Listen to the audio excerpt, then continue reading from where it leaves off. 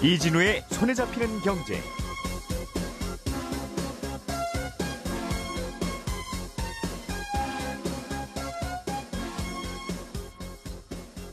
안녕하십니까, 이진우입니다. 올해 우리나라의 경제 성장률 전망치가 조금씩 상향 조정되고 있습니다. 이대로 가면 환율이 변수이긴 하겠습니다만 현 정부 임기 내에 1인당 GDP 4만 불이 달성될 것이라고 최상목 경제부총리가 밝혔습니다. 청약통장 가입자 숫자가 줄어들면서 주택 관련 정책들에도 조금씩 문제가 생길 수 있다는 이야기가 계속 나오고 있습니다. 청약통장 가입자 수와 이게 무슨 관계가 있는 건지 좀 살펴보겠습니다. 연금 개혁 문제를 더 미룰 수는 없다는 목소리가 계속 나오고 있는데요. 더 내고 더 받는 방식의 연금 개편안을 두고 여야가 평행선을 달리고 있는 가운데 기존 연금과 구별하는 신연금을 도입하자는 이야기도 함께 나오고 있습니다. 이 내용도 자세하게 들어보겠습니다. 5월 7일 화요일 손에 잡히는 경제 시작합니다.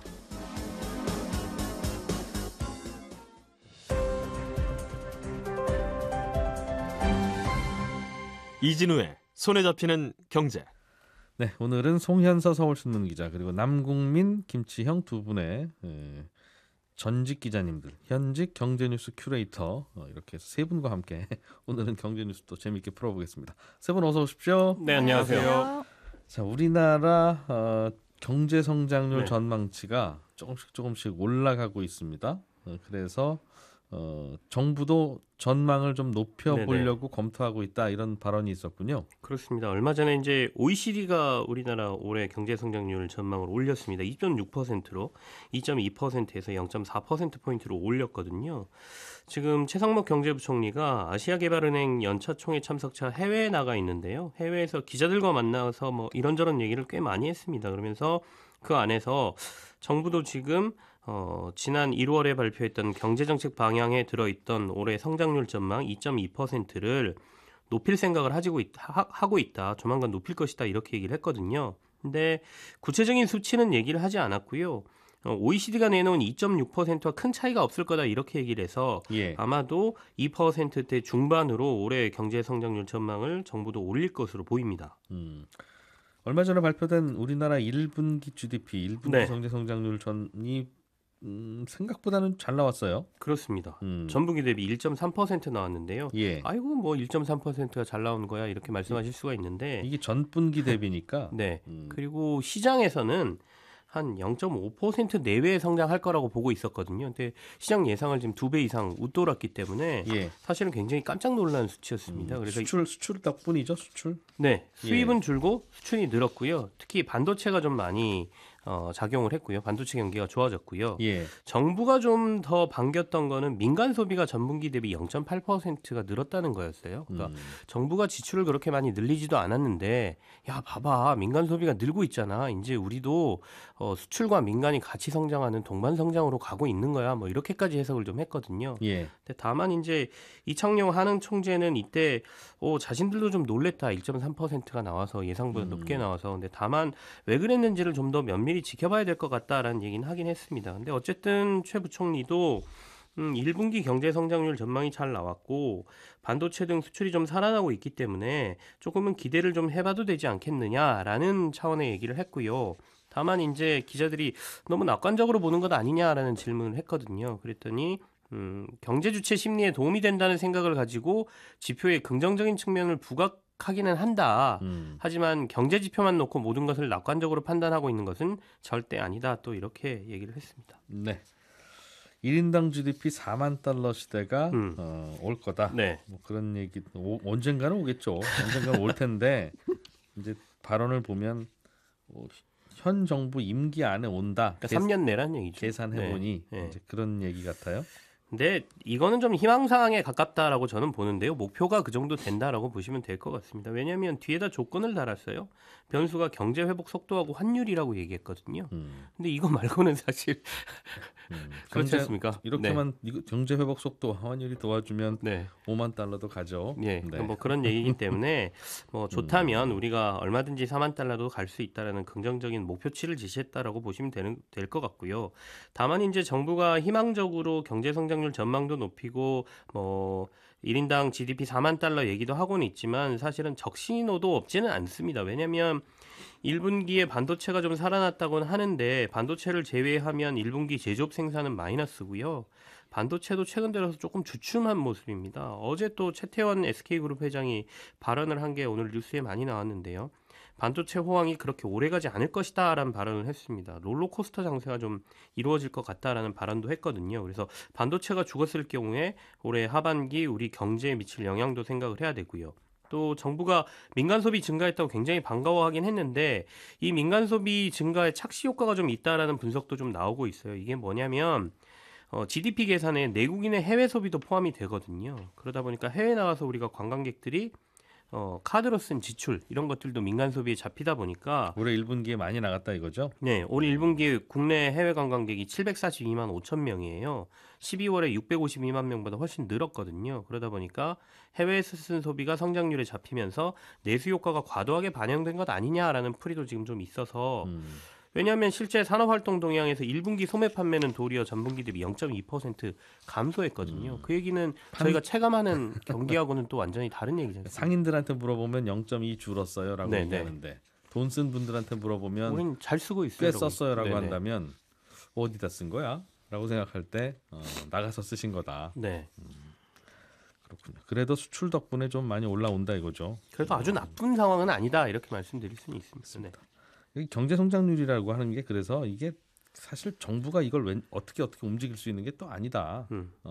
수출이 잘 된 게 뭐 이게 우리가 뭐 기도는 했겠습니다만 네. 그게 이제 그렇게 되는 게 아니니까요. 알겠습니다.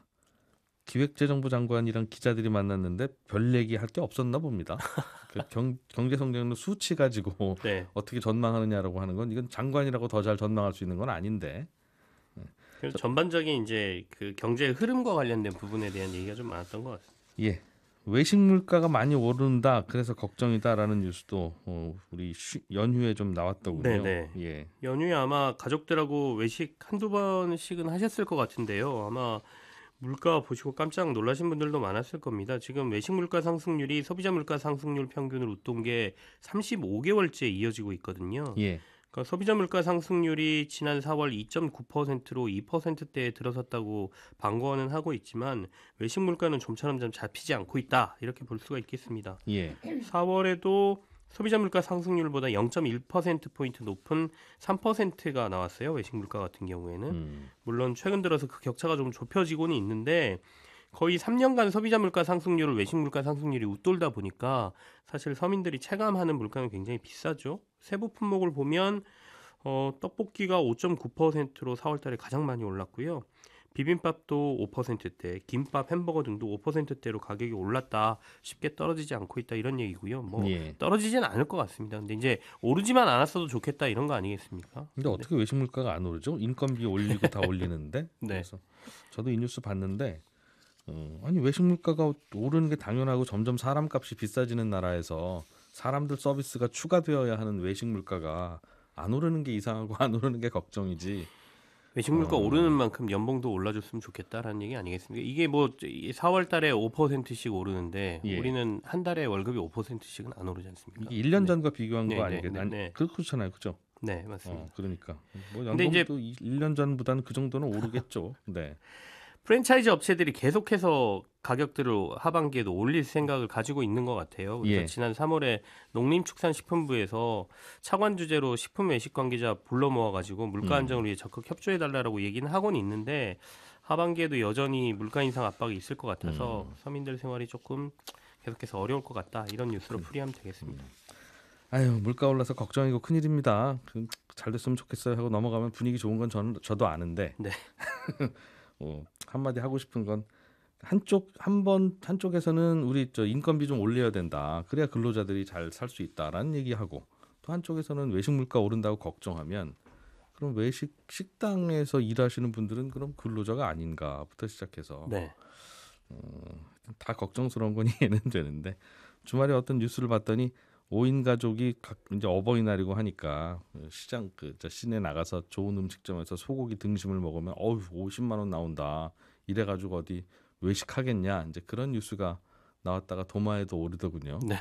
꼭 5인 가족이 소고기 한우 등심을 먹어야 되냐? 아니 당연히 그건 비싼 거지.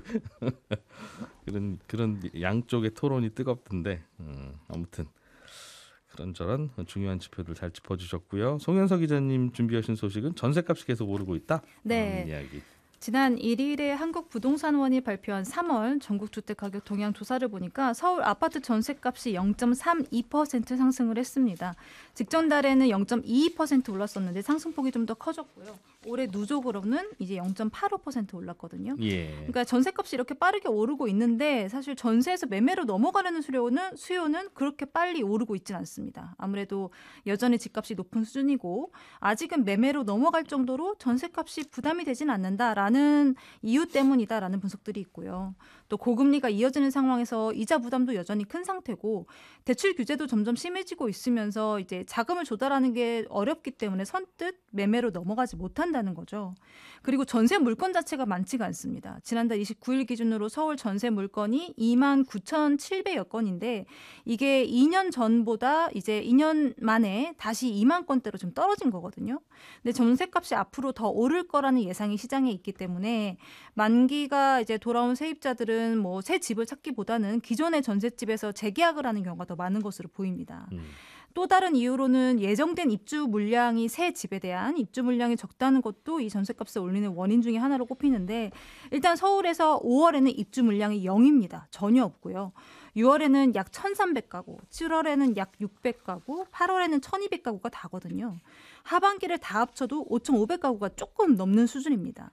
그럼 일반적인 상황에서 고려를 해봤을 때 전셋값이 이렇게 오르면 전세 수요가 이제 매매로 넘어가게 되어 있잖아요. 전셋집 왔다 갔다 하고 이삿짐 뭐 돈 쓰는 그 돈으로 집을 산다 이런 건데 지금은 전셋값이 이렇게 상승하는 전망인데도 불구하고 실수요자들이 적극적으로 뛰어들지 않는 거는 지금 집을 산다 해도 이 집값이 예전처럼 빠르게 오를 거라는 기대감이 좀 적기 때문에 일단은 전셋집에서 좀 시장 상황을 지켜보자 이런 사람들이 훨씬 더 많은 것으로 보입니다.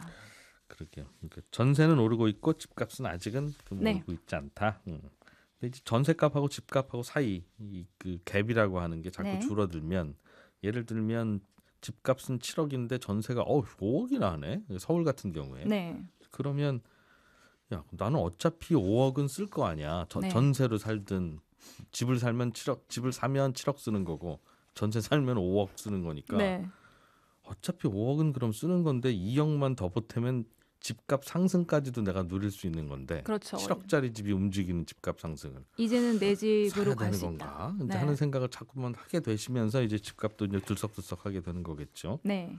전세 오르는 게 좀 자꾸 신경 쓰이긴 하는데, 또 이거는 또 어쩔 수 없이 계속 이제 수급이 받쳐주어야, 계속 공급이 되어야 또 이제 전세도 안정되는 거니까요. 맞습니다. 요즘은 주택 청약 인기가 좀 죽은 모양이에요. 네. 이른바 로또 아파트들이 좀 줄어들기도 하고, 뭐 미분양도 꽤 있기도 하고, 네. 그런 분위기인데, 그렇게 하다 보니까 청약 통장 새로 만들거나 계속 유지하는 분들이 또 줄어들고 그런 모양입니다. 네, 제 주변만 해도 사실 이제 주택 청약에 대한 열기가 확 식었다라는 거를 실제로 좀 체감하고 있거든요. 이게 건설 쪽의 경기가 좋지가 않고 분양가도 워낙 오르다 보니까 주택 청약을 넣는 사람들이 줄고 있는 겁니다. 그러니까 사실 또 청약에 당첨이 돼도 일단 본인이 가지고 있는 현금이 없으면 입주가 어렵잖아요. 예를 들어서 신축 분양가가 9억짜리 아파트인데 뭐 취등록세 뭐 이런 거 하면 한 10억은 있어야 된단 말이죠. 근데 5억은 대출을 받는다 쳐도 본인이 5억을 가지고 있어야 가능한데 이게 없으면 또 청약의 의미가 없는 거죠.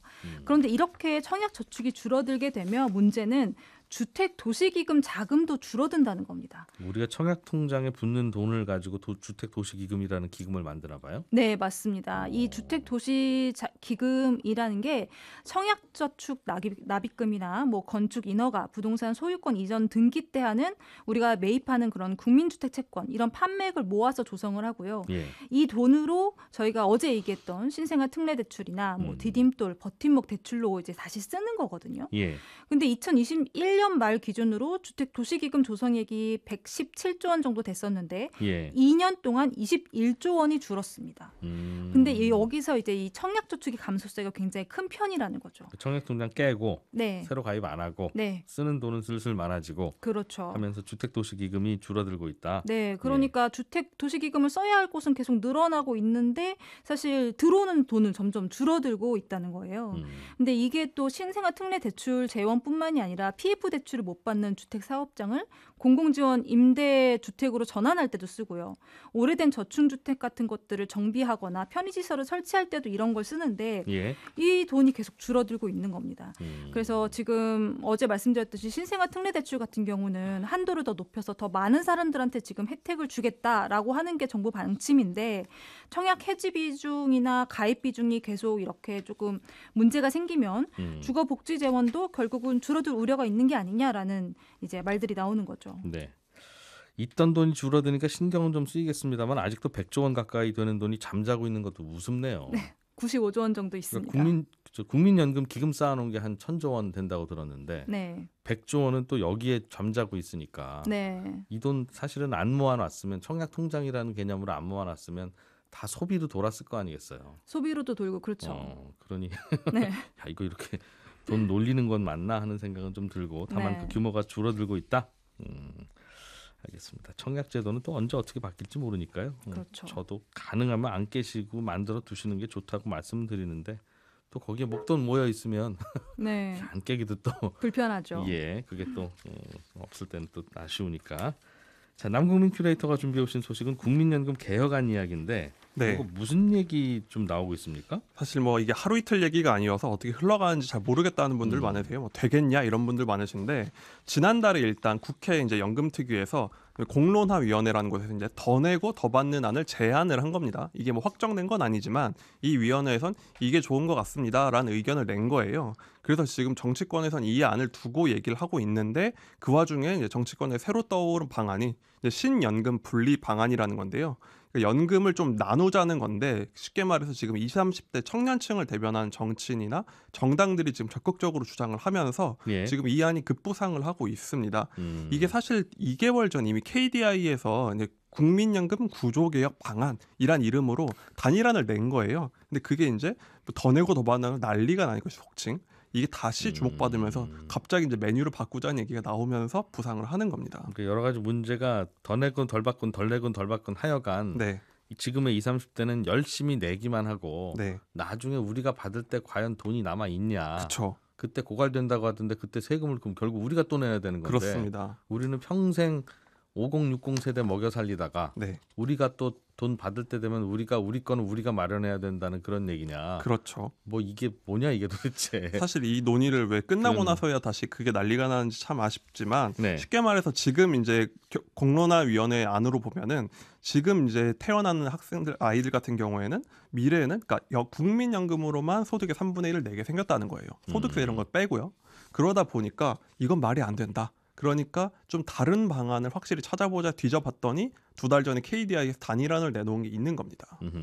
어떤 내용이에요? 아이디어는 그럼? 이게 간단히 얘기하자면요. 신연금이란 걸 도입을 해요. 근데 그걸 만약 2025년 1월부터라고 하면은 그때 딱 이제 기준이 되면은 그 전까지 저희가 다달이 내고 있는 보험료는 구연금이란 지금 계좌에 넣어 쌓이는데 이제 이 계좌는 닫습니다. 딱 닫고 1월부터 내는 돈은 새로 만드는 이제 따끈따끈한 계좌에 거기다 쌓는 거예요. 예. 그렇게 되면은 이제 새로운 계좌가 신연금이 되는데 예. 지금은 국민연금이란 커다란 우물에 막 90년대생도 붙고 50년대생도 붙고 다 부어서 또 거기서 꺼내 쓰잖아요. 예. 근데 이 신연금이라는 건 전체가 한 우물을 쓰는 게 아니라 같은 연생끼리 새로 계좌를 파서 거기다가 돈을 붓습니다. 아, 예를 들면 2005년생은 2005년생들끼리만 붙고. 네. 아, 그렇게. 1992년생들은 92년생들끼리 붙고. 지금부터 붙는 건 그렇게 운영하고 주머니를 다 칸막이를 하자 이거죠. 그렇죠. 그러니까 그 전에 우물은 어쩔 수 없다. 국가에서 이미 약속을 한 거니까 기존에 냈던 분들 받을 분들 그대로 받는데 예. 이제부터 붙는 돈은 각자 이제 또래들끼리 이제 3, 4, 5 모여서 운용은 똑같이 한다는 겁니다. 그러면 예를 들면 지금 제가 네. 제가 한 10년쯤 더 지나면 네. 연금을 받기 시작할 텐데 네. 그때 저한테 약속했던 연금은 이진우 당신이 젊을 때 열심히 부은 연금에다가 네. 그때 또 젊은이들이 열심히 벌어서 또 그때 또 연금 보험료 내는 거 있지 않습니까? 네. 그거 합쳐서 드릴 거예요. 한 달에 뭐 100만 원 이렇게 그렇죠. 약속한 건데 네. 지금 요게 바뀌면 제가 열심히 붓는 거야 앞으로 계속 쌓이겠으나 네. 제가 나이가 들어서 노인이 됐을 때 그때의 젊은이들이 저를 위해서 부어주는 거. 네. 저도 젊을 때 노인 위해서 부었으니까 그거는 날아가는 거예요? 약속이 사라지는 거예요? 그렇진 않습니다. 그랬다간 이제 이게 아무것도 안 되니까 이제 예. 그 방안도 포함이 됐는데 쉽게 말해 지금 가장 큰 문제는 이제 수익비가 한 1.7 뭐 이렇게 돼요. 예를 예. 들면은 그럼 그 초과되는 걸 누가 낼 거냐? 원래는 후손들이 내줄 거라고 생각을 했는데 안 되잖아요. 그게 폰지 게임이죠, 사실은. 그렇죠. 예. 그래서 KD에서 계산을 해보니까 지금 당장 이걸 정리를 하면은 그 구연금에서 이제 충당해야 되는 게 한 600조 원 정도 된다고 해요. 예. 그러니까 더 이상 안 붙고 이제 부족한 돈이. 아, 그 조금 전에 제가 불평하는 제가 나한테 한 약속은 뭐요? 그쵸. 라고 할 때 그 약속 그 지켜주려면 약속을 지키는 돈이 모두 다 합치면 600조 원 정도 된다고 하는데 예. KDI 말은 이거는 국가에서 잘못 구조를 짰고 시간이 지날수록 이제 이 돈은 더 불어난다. 그러니까 지금 싹 털고 가야 된다라고 얘기를 하는 겁니다. 그러니까 쉽게 말해 국가 재정으로 600조 원 부담을 하되 정리를 해야 된다. 그런 취지로 이제 제안을 한 겁니다. 구연금에 대해서. 그럼 600조 원은 나라 재정에서 지금 내라. 그렇죠. 국가 채무가 되는 거죠. 근데 나라라고 하는 게 어디 화성에 있는 다른 나라가 아니라 네. 지금 우리나라고 그렇죠. 600조 원 마련하려면 제가 내야 되잖아요. 네. 저의 불만은 제가 노후가 되면 젊은 세대가 저 먹여 살리기로 했던 거 그거 어떻게 되는 겁니까? 라고 물었더니 네. 지금 당신이 세금 내서 그렇죠. 그때 쓸 돈 마련해. 국가 채무란 것도 결국 한 우물인 건 똑같거든요. 그게 그 얘기 아닙니까? 그렇습니다. 근데 여기서 이제 600조 원을 털고 가자고 얘기를 하는 이유는 이게 문제가 좀 윗세대들이 1.7배 이렇게 받아요. 그러니까 시간이 지날수록 받을 돈들이 더 커지니까 이 약속을 빨리 깨자. 그러니까 깨는 게 아니죠. 정리를 하자라는 걸로 제안을 하는 건데 예. 이거는 그러니까 말하자면 아래세대가 이거 감당이 불가능하다. 그러니까 이런 방안이라 찾아보자라고 얘기를 하는 겁니다. 계속 후손들이 우리만큼 태어날 거라고 가정하고 네. 서로 나는 아들이 먹여 살리고 아들은 손자가 먹여 살리고 그렇죠. 손자는 증손자가 먹여 살리고 그렇게 가면 되지 않습니까? 이제 그런 논리가 이제 출산율이 바뀌면서 깨지기 시작했던 게 원인이네요. 그렇죠. 사실 이게 지금도 뭐 출산율 1.2를 가정하고선 추계를 하고 있다고 하는데 사실 지금 출산율이 0.0대로 내려온 지가 오래됐거든요. 네. 그러니까 뭐 사실 지금은 3분의 1이라고 하지만 뭐 절반 이렇게 낼 수도 있다는 얘기까지 나오니까 이거는 불가능하다. 말이 되느냐. 그러니까 그렇게라도 해야 된다는 얘기를 하는 겁니다. 슬슬 국민연금 계약과 관련해서는 이런저런 그 계산을 해보다 보니 네. 아이고 돈이 비는구나. 네. 이렇게 해도 비고 저렇게 해도 그렇죠. 펑크고 그런 결론에는 다들 도달하는 모양이에요. 이 약속이 깨질 말이 안 된다는 건 모두가 아는데 그럴 때 요즘 새롭게 이제 대안처럼 부상하는 게 네. 국가 재정이 그럼 그걸 부담하자라고 네. 하면서 뭔가 새로운 얘기처럼들 하시는데 똑같은 얘기죠. 아니 국가 재정이라고 하는 게 결국 또 국민들 주머니에서 나오는 건데 그렇습니다. 그거는 그러면 아니 보험료로 내는 건 부담스럽고 세금으로 내는 건 안 부담스럽습니까? 사실 보험료 4대 보험이 사실 조세랑 마찬가지인데 이게 사실 지금 구조가 밑에 세대가 위한테 주는 것 같은 구조가 되어 있으니 예. 그게 이제 쉽게 말해 연금 수용성이 낮아진다라는 얘기를 하는 건 물론 그런 하는 걱정은 들죠. 그러니까 네. 미래 세대한테 자꾸 부담을 주면 어차피 그들도 두 손 들고 그렇죠. 저 못하겠습니다 할 테니까. 근데 사실 저 같은 90년대생까지 포함해서 그냥 더 예. 내고 더 받으면 좋거든요. 예. 지금 태어난 제 조카가 30%를 내는 거기 때문에 사실 이게 쉽지는 않다. 저까지 포함해서 그냥 더 받는 게 맞다는 겁니다. 유리하긴 하다는 정답이 거죠. 없고 재정도 답은 아닌 것 같다는 그런 생각을 얘기가 또. 나옵니다. 예, 저희는 또 내일 아침에 모여서 경제 뉴스들 정리해서 재밌게 전해드리겠습니다. 이진우였습니다. 고맙습니다.